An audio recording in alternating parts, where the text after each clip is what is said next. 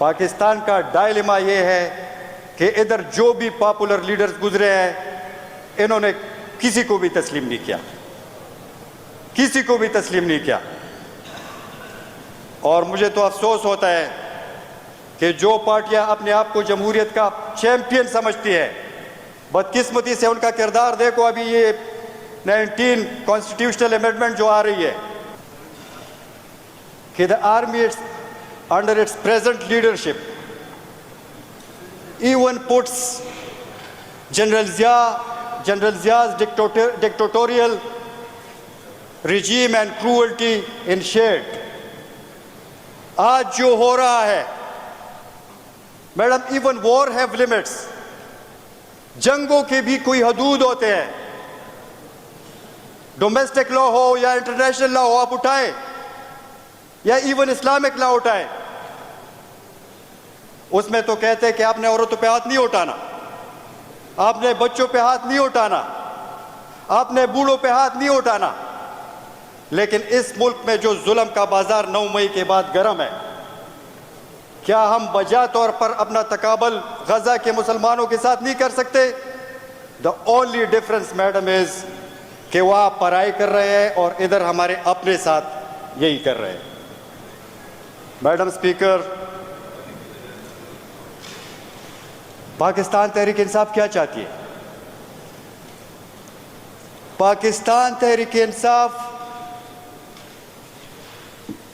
हकीकी मानों में, पाकिस्तान तहरीक इंसाफ में वो लोग शामिल है जो हकीकत में इस मुल्क से मोहब्बत करते हैं। हम इमरान खान को एक मसीहा समझते हैं क्योंकि उसने अपने अमल से और अपनी 50 साल पब्लिक लाइफ से ये साबित किया है कि वो वाकई तौर पर इस मुल्क के लिए एक दर्द रखने वाला शख्स है। हम तो पाकिस्तान से एशियन टाइगर बनाना चाहते हैं। हम तो एन एगलिटेरियन सोसाइटी बनाना चाहते हैं where you uphold the principle of justice for all. ये ना हो कि मरियम बीबी के लिए एक कानून हो और सरदार अली अमीन खान के लिए दूसरा। मैडम आप उठाए, आप चेक करें, आजकल सब कुछ सोशल मीडिया पे मौजूद है। बिस्मिल्लाहिर्रहमानिर्रहीम। शुक्रिया मैडम स्पीकर।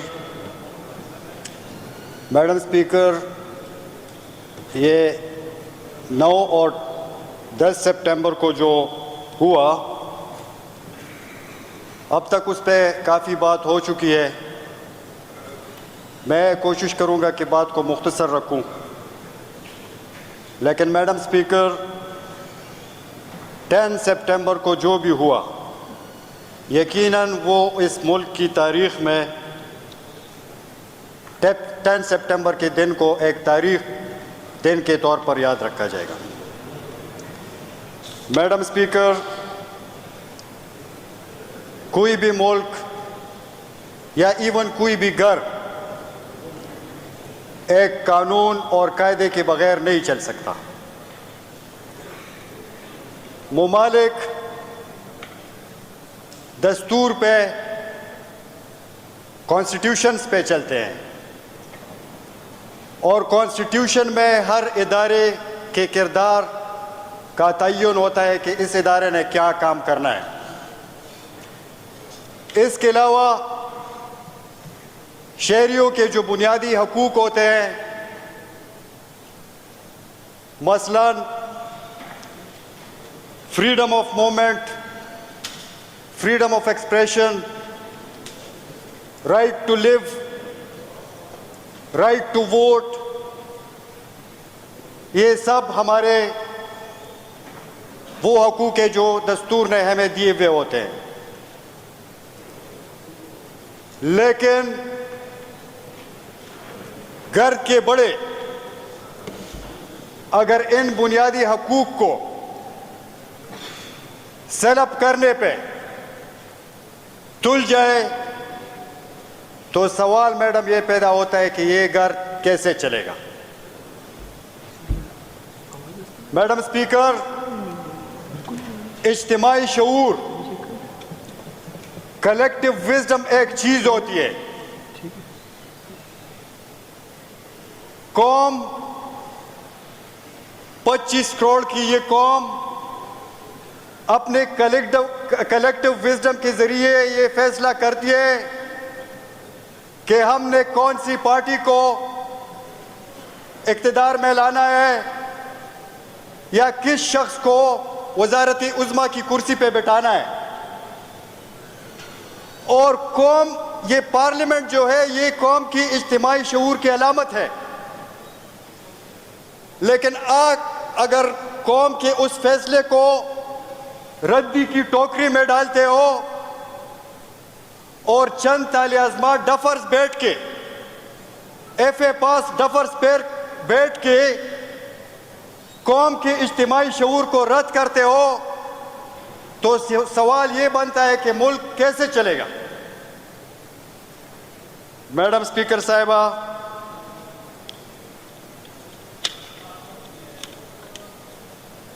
अब तक 9 सितंबर और 10 सितंबर के हवाले से बहुत बात हो चुकी है। 9 सितंबर हम जब स्कूल में होते थे तो एक मजमून होता था कि स्पीक जेंटली, और उसमें ये लिखा हुआ होता था कि it's better to rule the hearts by love than fear. क्यों आप कौम को डराना चाहते हो? आपने ईस्ट पाकिस्तान से कुछ नहीं सीखा, आपने बलूचिस्तान से कुछ नहीं सीखा, और वही करतूतों पे लगे हुए हो। आउट ऑफ 77 इयर्स जो हिस्ट्री हमारी बनती है इस मुल्क की, मैडम आप देखें 32-33 साल आपने डायरेक्ट हुकूमत की, कॉन्स्टिट्यूशन को रद्दी की टोकरी में डाल दिया, जो कि वो बहुत मुश्किल से 25 साल के बाद तो बना था। तो डायरेक्ट हुकूमत, पहले मार्शल लॉ के 10 साल, फिर अगले मार्शल लॉ के 4-5 साल, फिर तीसरे मार्शल लॉ के 9-10 साल, और उसके बाद फिर चौथे मार्शल लॉ के 10-12 साल। तो 77 साल में तो आपने आधा जो टाइम है वो तो डायरेक्ट हुकूमत की, फिर बाकी के 35-40 साल किंग्स पार्टी वाला किरदार, किंग्स मेकर वाला किरदार आपका रहा। और आगे से जो फिर ब्लेम आता है तो वही सियासी लोगों पे। मैडम स्पीकर, बहुत अफसोस के साथ कहना पड़ता है कि the army under its present leadership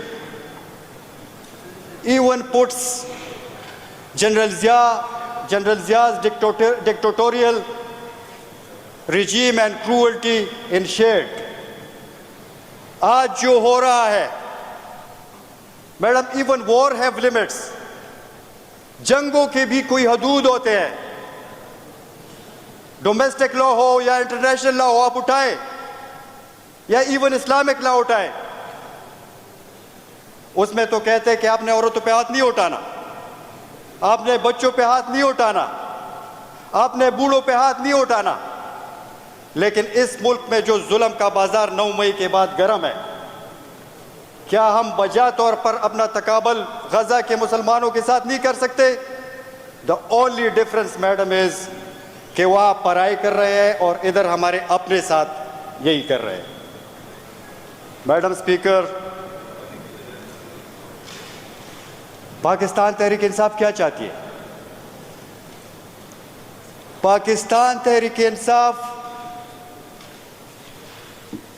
हकीकी मानों में पाकिस्तान तहरीक इंसाफ में वो लोग शामिल है जो हकीकत में इस मुल्क से मोहब्बत करते हैं। हम इमरान खान को एक मसीहा समझते हैं क्योंकि उसने अपने अमल से और अपनी 50 साल पब्लिक लाइफ से ये साबित किया है कि वो वाकई तौर पर इस मुल्क के लिए एक दर्द रखने वाला शख्स है। हम तो पाकिस्तान से एशियन टाइगर बनाना चाहते हैं। हम तो एन एगलिटेरियन सोसाइटी बनाना चाहते हैं where you uphold the principle of justice for all. ये ना हो कि मरियम बीबी के लिए एक कानून हो और सरदार अली अमीन खान के लिए दूसरा। मैडम आप उठाए, आप चेक करें, आजकल सब कुछ सोशल मीडिया पे मौजूद है। हमारे नेशनल असेंबली के सिटिंग स्पीकर या इवन डिफेंस मिनिस्टर या जनाब मोहम्मद नवाज शरीफ साहब, इन्होंने एस्टेब्लिशमेंट के बारे में क्या कुछ नहीं कहा। एक ने कहा अभिनंदन के मामले पर केस के टांगे कांप रही थी। वो सिटिंग डिफेंस मिनिस्टर है आपका या स्पीकर है नेशनल असेंबली का। मियां साहब ने खुद सिटिंग आर्मी चीफ और उस वक्त के सिटिंग DGI को डायरेक्ट चैलेंज किया, लेकिन उनके लिए एक कानून। और अगर हम कोई बात करें मुस्बत तरीके से, क्योंकि हम पाकिस्तान की भलाई चाहते हैं, हम ईमान से ये समझते हैं कि अगर आपने पाकिस्तान की बेहतरी करनी है तो इस कैदी नंबर 804 को वापस लाना होगा। और सतम ज़रीफ़ी तो ये है कि एक तरफ दुनिया उसको ऑक्सफोर्ड यूनियन के प्रेसिडेंटशिप के लिए नॉमिनेट करती है, दूसरी तरफ खुद अपने मुल्क में आप उसके साथ क्या सलूक कर रहे हो। पाकिस्तान का डायलेमा ये है कि इधर जो भी पॉपुलर लीडर्स गुजरे हैं, इन्होंने किसी को भी तस्लीम नहीं किया। और मुझे तो अफसोस होता है कि जो पार्टियां अपने आप को जमहूरियत का चैंपियन समझती है, बदकिस्मती से उनका किरदार देखो। अभी ये 19 कॉन्स्टिट्यूशनल अमेंडमेंट जो आ रही है, उनका किरदार जरा देखो, या इवन 10 सितंबर के हवाले से वो मम है या उल्टा उनको सपोर्ट कर रहे हैं। परसों एक कानूनी इजाजत के बावजूद कि जबकि हमें कानून और आईन इजाजत देता है कि जाओ जलसा करो, एक इलेक्टेड CM जो कि यहाँ के 5 करोड़ अवाम का नुमाइंदा है, उनके साथ आपका सलूक देखो। अगर मुल्क को सही मानों में चलाना है, अगर यहाँ इकोनॉमिक स्टेबिलिटी लानी है, तो इसमें कोई दूसरी राय नहीं है कि आपकी जो सियासी एक अमन ना हो, मुल्क में सब चीज़ें कॉन्स्टिट्यूशन के मुताबिक ना हो, तो आपकी इकोनॉमिक स्टेबिलिटी पॉलिटिकल स्टेबिलिटी के बगैर नहीं आ सकती। और अगर पॉलिटिकल स्टेबिलिटी आपने लानी है तो पाकिस्तान तहरीक इंसाफ को अपनी स्पेस देनी है, तब जाके आपकी इकोनॉमिक स्टेबिलिटी आएगी और ये मुल्क आगे चलेगा। आज मैडम सबसे ज़्यादा ज़रूरत इस अमर की है कि तमाम सियासी जमातें, पाकिस्तान के तमाम पॉलिटिकल स्टेक होल्डर जो है, वो आए और बैठे कि इस मुल्क को किस तरह चलाना है। आया जो इन 75 साल में जो तौर तरीके रहे हैं, उस तरीके से इस मुल्क को चलना है कि कौम एक फैसला करे अपने वोट के जरिए से, और आप कौम की राय को रद्द करके विक्ट्री को डिफीट में तब्दील कर देते हो। सुप्रीम कोर्ट में ऐसे जजेस को लाने की कोशिश करे गैर आईनी तरीकों से, और जब इसमें उनमें भी नाकामी हो तो फिर प्रेसिडेंशियल ऑर्डिनेंस के जरिए कि किरदार क्या होना चाहिए। तो पहले तो ये डिसाइड करना पड़ेगा कि आया इस मुल्क को कॉन्स्टिट्यूशन के जरिए चलाना है या कॉन्स्टिट्यूशन को साइड पे रख के दूसरे तरीकों से चलाना है। और ये हम सब जो पार्लिमानी जमातें हैं, जो सियासी जमातें हैं इस मुल्क की, परसों फाजिल दोस्त ने कहा कि सियासत एक साइंस है। मैं कहता हूं कि politics is the finest art and the most creative profession. लेकिन इस सब के लिए, पार्लियामेंट की बालादस्ती के लिए, रूल ऑफ लॉ के लिए, इसकी सुपरमेसी के लिए, कॉन्स्टिट्यूशन के लिए, हम सबको मिल के बैठना पड़ेगा और ये सोचना पड़ेगा कि हमारी ये छोटी सी जो हिस्ट्री रही है, इससे सीखना, एटलीस्ट सीखना पड़ेगा कि फ्यूचर में हमने अपने नेक्स्ट जनरेशन्स को कैसा मुल्क देना है।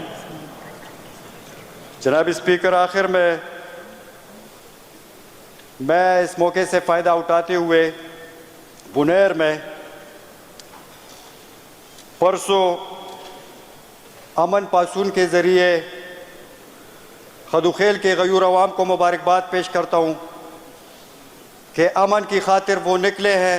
तमाम सियासी जमातें एक पेज पे हो के अमन के लिए उन्होंने एक रैली निकाली है और एक एहतजाजी प्रोग्राम किया है। तो इस फ्लोर से मैं उनको खदुखेल के तमाम अवाम, गयूर अवाम को खिराज तहसीन पेश करता हूँ, क्योंकि जब अमन होगा तो सब कुछ होगा। बहुत बहुत शुक्रिया मैडम स्पीकर।